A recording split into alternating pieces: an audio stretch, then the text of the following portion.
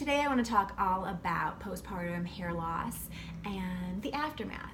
So this is new hair, but it looks kind of ridiculous. In fact, my husband's like, great, now you have a widow's peak.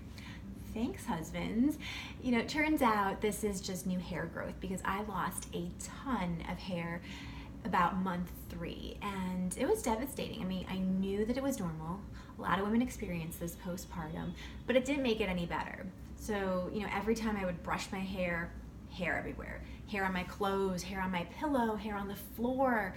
You know, when I would wash my hair, that was the worst. I would collect all the hair from the bottom of the shower, I'd clump it together, and it was the size of a York peppermint patty every time I washed my hair. I mean, I freaked out, even though I knew it was probably going to be okay.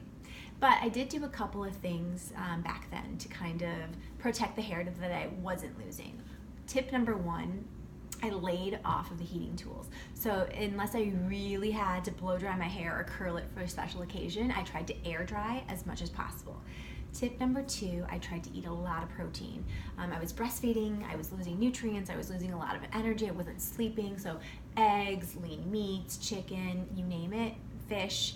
I was really packing on protein and the omega-3s.